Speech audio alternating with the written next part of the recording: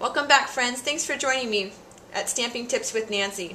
I'm going to show you how to make this card today. I've made it a happy birthday card, but the one I'm going to show you, I'm going to make it into a Valentine card. I've used the Movers and Shapers die cut, and I've also used the Vintage Vogue stamp set in the Occasions mini catalog. This is the Sending Love specialty paper, which is also in the Occasions mini catalog, as well as this stamp set, which is one of the free sets with Sale-a-Bration. For every $50 purchased, you can receive the vintage label stamp set. So I'm going to be using the curly label and also the For You sentiment. You can check out the details about the Sale-a-Bration promotion right now at my website, FancyNancyStampin.com. So let's get started on this card. And this is the Movers and Shapers die cut, and it comes with these magnetic movable pieces. This is the curly label piece, and I'm putting it in the upper right hand corner. And what you need is a piece of 8.5 by 11 cardstock, but instead of cutting it horizontally, you cut it vertically. So the measurements then become 4.25 by 11 inches. You're going to lay the cardstock inside the grooves of the die cut, and then you're going to run it through your Big Shot, and I've already done that. The other thing that I'm doing differently with this card than I did with the sample here that I showed you is I wanted to try out the brand new Textured Impressions folder called Perfect Polka Dots, and according to the multi-purpose platform instructions, pulling up tab number 1, the instructions say that I'm going to use the cutting mat, the Textured Impressions folder with the paper inside of it, and then the top cutting mat. Now, one thing that I've learned through a couple of errors is that because I want my polka dots to be on the top of my cardstock, I need to be careful how I lay it inside my Textured Impressions folder. So this is actually the one that I wound up with that I'm going to continue. But because my label is here, I needed to make sure that when the Textured Impressions pushed through with my Big Shot, that the dots were raised. And so I've put it in this manner inside the folder. This was the sandwich then that I created. The cutting pad, the Textured Impressions folder with the cardstock inside, and then the second cutting pad on top. Sent it through my Big Shot, and these are then the really great polka dot impressions that I got.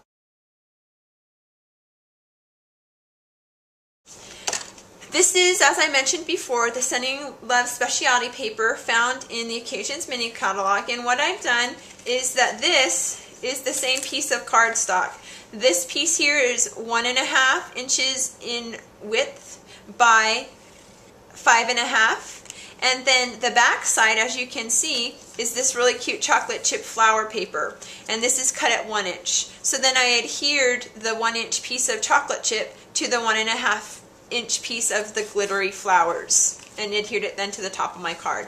I'm going to take the Pretty in Pink Classic stamp pad, and with a sponge, woo! That was exciting. Alright, I'll fix that later. But I'm going to take my sponge and ink up with the Pretty in Pink, and then I'm just going to brush the inside of this label that I've punched out. And it's very subtle, but I think it makes a difference. As you add these subtleties to your card, it makes the images stand out just that little bit more. I'm also going to take the same ink and just go around the edge. Now, another thing that I'm going to do to pop out these dots is I'm just going to run my sponge across them just lightly, and it's just making them pop out just that little bit more. Okay, the next thing I'm going to do then is to take the Vintage Labels curly label die, and using block C, I've just simply pressed it onto the clear mounting block C, inked it up with chocolate chip classic ink, and because of the clear mounting block, I can see right through that window And it's just perfect. Okay.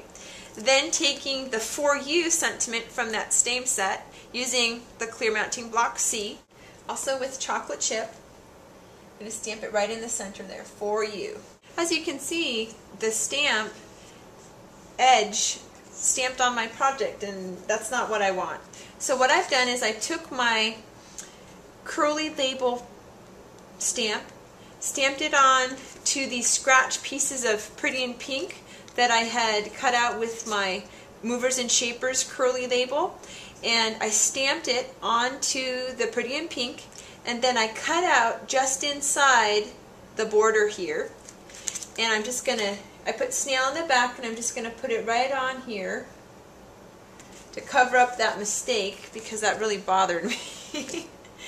I'm going to get the For You again, and I need a smaller acrylic block. I didn't think that I would need one, but this one is too big for this very small phrase. But for now, I'm going to be a little more careful and just stamp. Make sure it's just on my letters, and I am going to stamp For You. There. That makes me happy. That's better. So I'm going to take a piece of rose red cardstock and punch out a heart using the full heart punch. So I'm going to take my paper piercer and put it right here in the center of my full heart. And this is once again the chocolate chip epoxy brad, the little flower. Isn't that cute? I'm going to set that aside for a minute. I'm going to just take my rose red Stampin' Right marker, and there are little tiny perforations from the die cut, so I'm going to just go over them with my pen and make them stand out. Just taking my white gel pen and just drawing some stitches on the full heart that I punched out with the rose red. Okay, and with a dimensional, I'm just going to adhere that to my Pretty in Pink cardstock.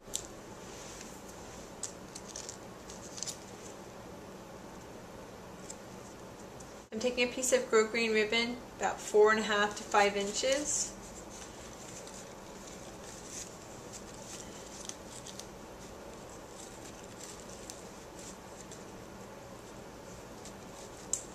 And then right over left and left over right is a really perfect bow.